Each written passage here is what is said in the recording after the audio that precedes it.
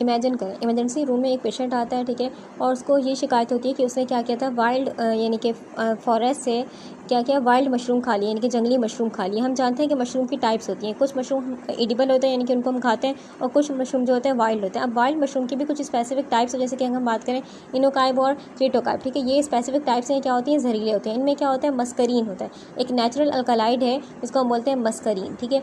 और अगर पर्सन ने गलती से इसको इंटेक कर लिया, ठीक है, और 15 से 20 मिनट के अंदर, यानी कि 15 मिनट या 20 मिनट या फिर 1 घंटे के अंदर अंदर अंदर उसको सिम्टम दिखाई दे रहे हैं हमें, ठीक है, तो हम समझ जाएंगे कि क्या है भाई, कि मस्करीन केमिकल, यानी कि इसने क्या खाया था, वाइल्ड मशरूम खाया था, इसकी वजह से क्या हुआ, उसकी बॉडी में मस्करीन केमिकल जा चुका है, ठीक है। अच्छा, अब मस्करीन केमिकल बोले, मस्करीन अल्कलाइड बोले, बात एक ही है।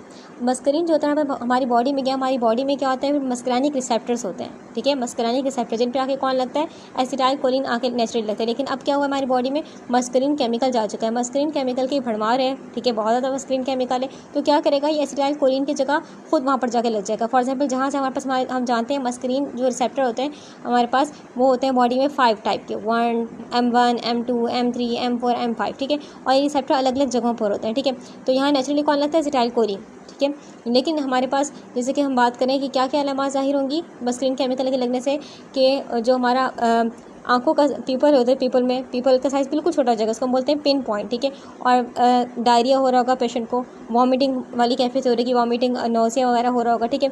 और क्या हो रहा होगा हमारे पास कि बहुत ही खतरनाक कंडीशन ये होगी कि उसका जो ब्लड प्रेशर है वो बहुत ड्रॉप हो जाएगा, हार्ट रेट बहुत ड्रॉप हो जाएगा, जिसको हम बोलते हैं ब्रेडीकार्डिया, यानी कि दिल की धड़कन क्या हो गई, बहुत ही स्लो हो गई, ठीक है। तो देखिए यहाँ पर लिखा हुआ है M2 रिसेप्टर, हार्ट पे क्या होता है M2 रिसेप्टर, और यहाँ पर M3 रिसेप्टर्स होते हैं, ठीक है, यहाँ पर भी और यहाँ पर भी, ठीक है। यहाँ पर M2 और M3 के बारे में लिखा हुआ है, तो क्या मस्करीन केमिकल M2 और M3 पे लगेगी, नहीं। इसका जवाब ये है कि मस्करीन केमिकल हमारे पास हमारी बॉडी में जब गया तो ये हर जगह जहाँ रिसेप्टर्स हैं Mascarene M1 M2 M3 M4 M5 सब पे जाके लगेगी। लेकिन इसके जो हम बोल सकते हैं कि जो बाकी रिसेप्टर्स हैं ना, M1 की बात करें, अगर हम बात करें M4 की बात करें, M5 की बात करें, तो ये जो 3 तरह के रिसेप्टर हैं ये कहाँ होते हैं हमारे पास, ये ज़्यादातर ब्रेन में होते हैं, ठीक है। बाकी बॉडी में भी हैं लेकिन ये ब्रेन में भी हैं, ठीक है।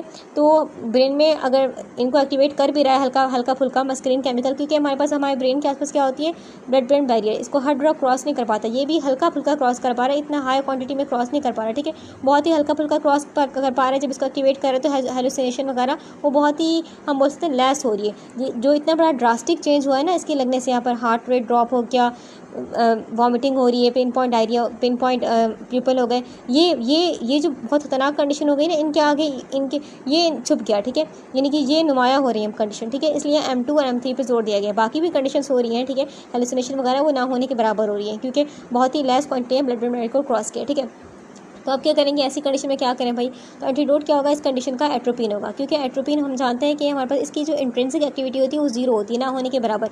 इंट्रिंसिक एक्टिविटी का क्या मतलब होता है, इसका मतलब ये होता है कि ये रिसेप्टर पर लगता है, मस्करीन रिसेप्टर पर, मस्करीन के लिए इसकी एफिनिटी बहुत ही हाई होती है, यानी कि बहुत ही पसंद करता है मस्करीन रिसेप्टर को, ठीक है। अगर फॉर एग्जाम्पल एक जगह पर एसिटाइल कोलिन आ रहा है, रिसेप्टर M3 है, ठीक है, यहाँ पर एसिटाइल कोलिन आ रहा है और एक जगह आ रहा है एट्रोपिन, दोनों आ रहे हैं, ठीक है, अलग अलग रस्तों से। लेकिन ये जो रिसेप्टर M3 ये फ़ौरन से अच्छी तरीके से किसको बाइंड कर लेगा, एट्रोपिन को। ये एसिटाइल कोलिन के लिए इतनी एफिनिटी नहीं रखता, नहीं, यानी कि हम बोल सकते हैं एट्रोपिन ज़्यादा है एसिटाइल कोलिन से, इससे मोहब्बत करता है M3, ठीक है।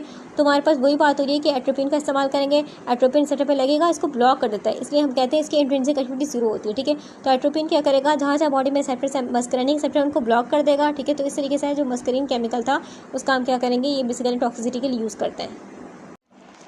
अब एक और कंडीशन हमारे पास, एक पर्सन ने क्या किया, इस अमेनिटा फेलोइड्स, हमारे पास ये भी एक किस्म का मशरूम होता है जो कि जहरीला मशरूम होता है। इसमें क्या होता है, अमाटॉक्सिन होता है, किस्म का जहर है, ठीक है।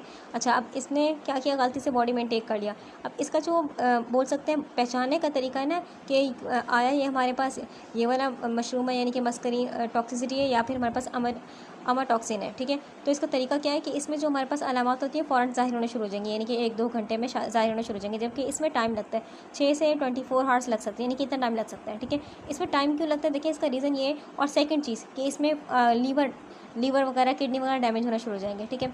लीवर और किडनी डैमेज हो रही है। होता कि हमारे पास कि फॉर एग्जाम्पल पर्सन ने बॉडी में गलती से इनटेक कर लिया, अब ये उसका लीवर है, लीवर के सेल क्या कहलाते हैं, हेपेटोसाइट्स, ठीक है। अब लीवर के सेल्स में क्या करता है हमारे पास, ये जाता है, ये जाएगा कहाँ पर, हमारे पास जो लीवर का मेन न्यूक्लियस है वहाँ पर जाएगा, वहाँ पर जाके क्या करेगा, वहाँ पर RNA पॉलीमरेज 2 को इनहिबिट कर देगा, रोक देगा, ठीक है। इस जहर ने क्या किया, हमारा टॉक्सिन ने RNA पॉलीमरेज 2 को इनहिबिट कर दिया। RNA पॉलीमरेज 2 क्या बनाता है, ये नए एंजाइम बनाता है और नए प्रोटीन बनाता है जो कि सेल की ग्रोथ वगैरह के लिए जरूरी होती है। जब ये एंजाइम और प्रोटीन वगैरह बनना बंद हो गए तो क्या होगा, हमारे पास जो प्रोटीन पहले बने, जो एंजाइम पहले बने हुए थे वो कुछ जो उनकी लाइफ स्पेन थी वहाँ तक रहेंगे, फिर वो खत्म हो जाएंगे, नए प्रोटीन नए एंजाइम बन नहीं रहे, ठीक है। तो सेल क्या होना शुरू हो जाएगा, मरना शुरू हो जाएगा, यानी कि लीवर के सेल्स क्या होना शुरू हो गया, मरना, ठीक है।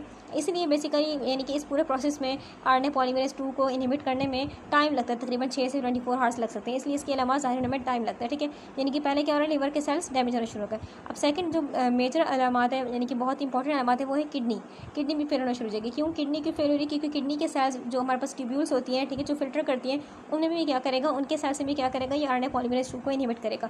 जब वहाँ इनहिबिट कर देगा तो वही बात हमारे पास क्या होना शुरू हो जाएगी, वो भी मरना शुरू हो जाएंगे, ठीक है। एक और चीज़, किडनी इस तरीके से फेल होगी, सोचें फॉर एग्जाम्पल इसमें क्या हो रहा है हमारे पास कि बंदे को सिर्फ डायरिया हो रहा है, जब बॉडी से इतना ज़्यादा इलेक्ट्रोलाइट वगैरह निकल रहे हैं तो किडनी एकदम शॉक में आ जाएगी, क्योंकि बॉडी में क्या हो गया, हमारे पास ब्लड वॉल्यूम कम हो गया है। हमारे पास क्या हो रहा है, सिर्फ डायरिया है बंदे को, ठीक है, तो ब्लड वॉल्यूम कम, किडनी क्या हो गई, शॉक में आ गई। अब यहाँ सवाल ये पता होता है कि अमाटॉक्सिन जो है क्या इसका भी हमारे पास एंटीडोट एट्रोपिन है, नहीं, इसका जो एंटीडोट है वो एट्रोपिन नहीं है।